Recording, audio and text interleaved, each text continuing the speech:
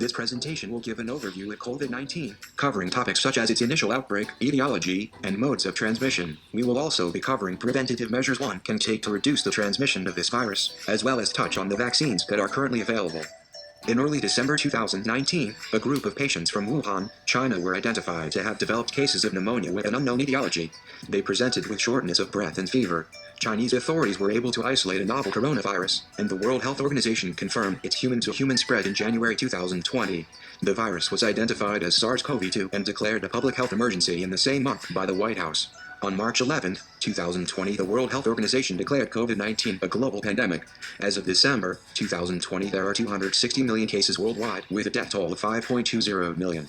We are aware of how this virus spreads, able to test for the disease it causes, and have developed vaccines. This virus has evolved multiple times since the identification of SARS-CoV-2 as the Delta variant. The most transmissible variant is currently the predominant cause of positive cases of COVID-19.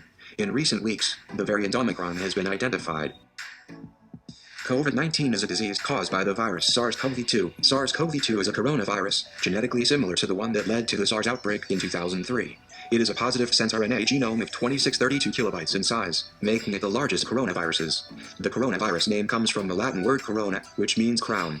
These viruses have spike projections from their envelopes, giving them a crown appearance. SARS-CoV-2 is spherical and belongs to the order Nidovirales, suborder Cornidoviridae, and the family Coronaviridae. The Coronaviridae is broken down into subfamilies Litovirini and Orthocoronaviridae. The Litovirini subfamily encompasses the Alpha Litovirus genus, and the Orthocoronaviridae encompasses the Alpha, Beta, Gamma, Delta, and Omicron coronaviruses.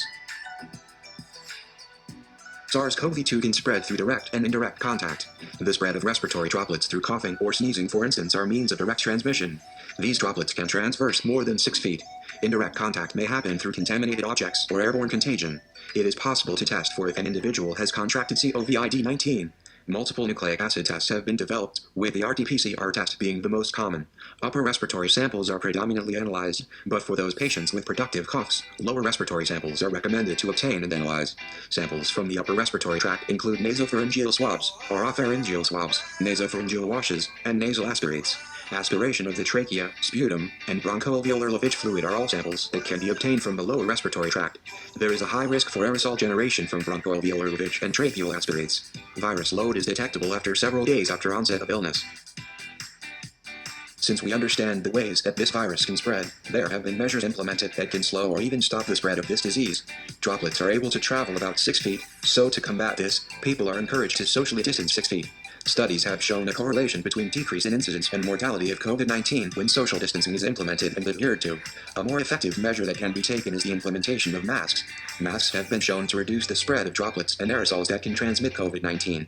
Masks, such as cotton, surgical masks, and N95 have proven to be effective at reducing the incidence rates of this disease, with N95 masks being the most effective. It has also been found that face shields are effective at stopping the inhalation of respiratory droplets with an effectiveness of 68-96%, but are not as effective as N95 masks. When using the face shield in combination with a mask, there was up to 98% effectiveness in preventing the inhalation of droplets and aerosols. One of the more effective ways to protect against COVID-19 is through vaccination. Currently, there are 3 vaccines available: Pfizer, Johnson & Johnson, and Moderna.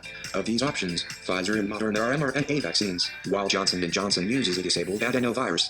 Each type of these vaccines works differently, but the overall purpose of these vaccines is to stimulate one's immune system to produce antibodies for the disease without having to contract it, potentially granting one immunity. Pfizer and Moderna are mRNA vaccines. When injected, they deliver genetic information, mRNA, to the cellular machinery upon being released into the cytoplasm of the cell to produce a harmless spike protein similar to the one on a SARS-CoV-2 virus. The cells are then able to recognize it, break it down, and present it on their surfaces. A B cell will recognize foreign proteins and become activated by a T cell and antigen, allowing it to produce antibodies to target these invaders. Both the Moderna and Pfizer vaccines require 2 shots and a booster after the second dose. Both vaccines are about 95% effective. When compared over a 4-month period, it appears that Moderna had a more consistent effectiveness at reducing the number of hospitalizations when compared to Pfizer, and reducing symptomatic illness. Johnson & Johnson vaccine is an adenovector vaccine that only requires 1 dose. It works by inserting an adenovirus that has the spike protein from SARS-CoV-2. Johnson & Johnson manufactured an adenovirus through modifying the DNA sequence to encode the spike protein so that it can enter the cell, but is incapable of replicating or becoming infectious. Similar to the mRNA vaccine, the cell presents the spike protein that can be recognized by a B cell. Once activated by a T cell and antigen, antibodies are produced that can target invading foreign bodies. This vaccine is less effective than the other two mRNA vaccines and is 66% effective. While this seems less effective in comparison to the other vaccines, when compared to the flu vaccine that has 50-60% effectiveness, the Johnson & Johnson vaccine seems promising. If you enjoyed the video, please feel free to leave a like and a comment.